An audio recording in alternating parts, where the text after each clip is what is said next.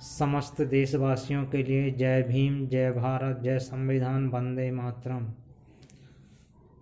प्रकृति ने मनुष्य के लिए समान रूप से अधिकार दिए हैं, चाहे वो किसी जाति, धर्म, संप्रदाय, किसी भी देश प्रदेश में कहीं पर भी हो।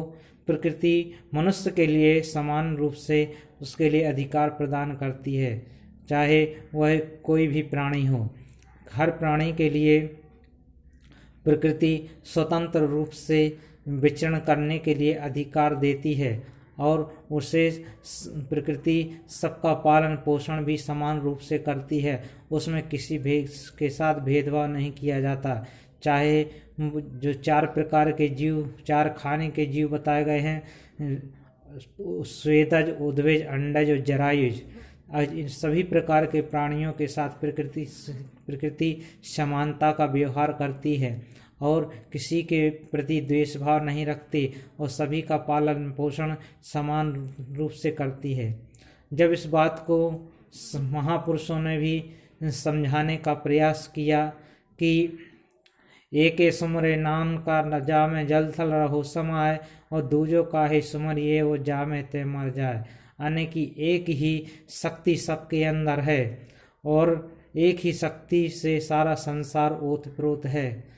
और इसी को नानक जी कहते हैं, शब्द ही धरती, शब्द ही आकाश, शब्द ही शब्द भयो प्रकाश, सगली सृष्टि शब्द के पाछे, नानक शब्द घटा घटा छे। यानी कि वह जो पूर्ण एनर्जी है वो समान रूप से सारे संसार में विद्यमान है, चाहे वो कोई छोटा हो, चाहे बड़ा हो, चाहे जड़ रूप में हो, चाहे चेतन रूप में हो, सभी में वह प्रकृति समानता का व्यवहार करती है।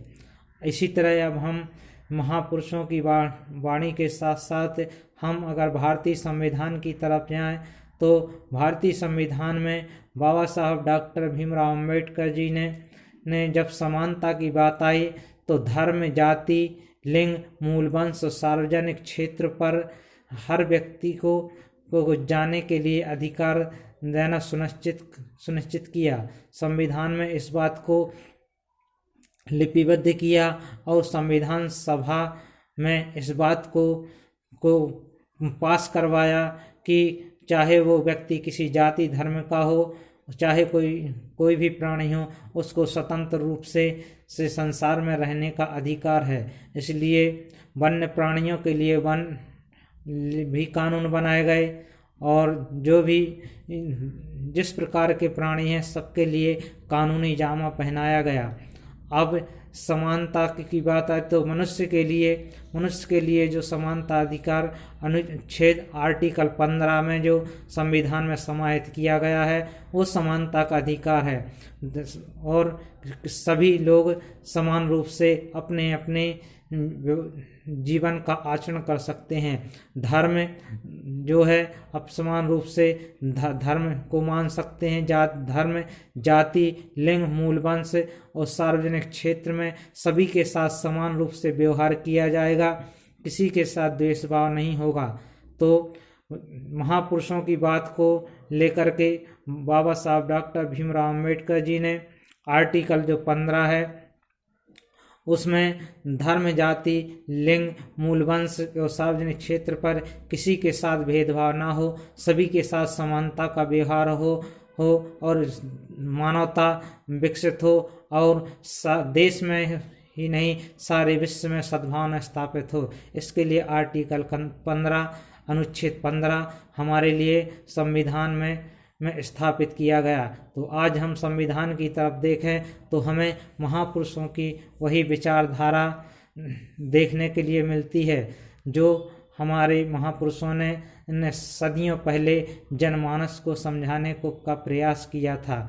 हमारे महापुरुष समय समय पर समझाने का प्रयास करते रहे, लेकिन एक लिपिबद्ध कानूनी जामा नहीं पहनाया जा सका और संविधान के रूप में हमें वह लिपिबद्ध एवं कानूनी जामा पहनी हुई व्यवस्था मिली और आज हम समान रूप से जो संवैधानिक अधिकार है उसको प्राप्त करके हम मानवता को उत्थान की ओर ले जाने के लिए प्रयास करें और अपने गांव में, अपने घर में, अपने समाज में, अपने देश में और सारे विश्व में सद्भावना स्थापित करें।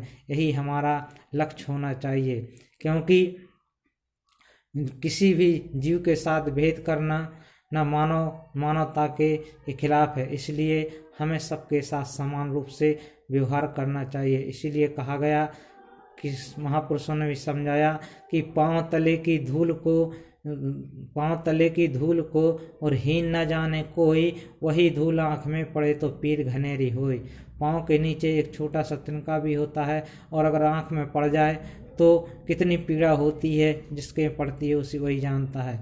इसलिए हमें किसी के साथ दुर्व्यवहार या हमें किसी के साथ भेदभाव नहीं करना चाहिए। जो प्रकृति ने हमें समानता का अधिकार दिया है, हमें भी मानवता को स्वीकार करते हुए हमें धर्म, जाति, लिंग, मूल, वंश एवं सार्वजनिक क्षेत्रों पर किसी के साथ असमानता का व्यवहार नहीं करना चाहिए। यही हमारे संविधान निर्माताओं का मानना था और संविधान में स्थापित किया गया। तो आप सबके लिए आर्टिकल 15 और महापुरुषों की विचारधारा से संबंधित बात आपके बीच में रखी। तो आपसे निवेदन है कि वीडियो को लाइक करें, चैनल को सब्सक्राइब करें और विचारधारा को अपने इष्ट मित्रों तक शेयर करें और अपने सुझाव कमेंट बॉक्स में जरूर लिखें, जिससे हमारा भी मार्गदर्शन हो सके। इन्हीं शब्दों के साथ वाणी को विराम। जय भीम, जय भारत, जय संविधान, वंदे मातरम।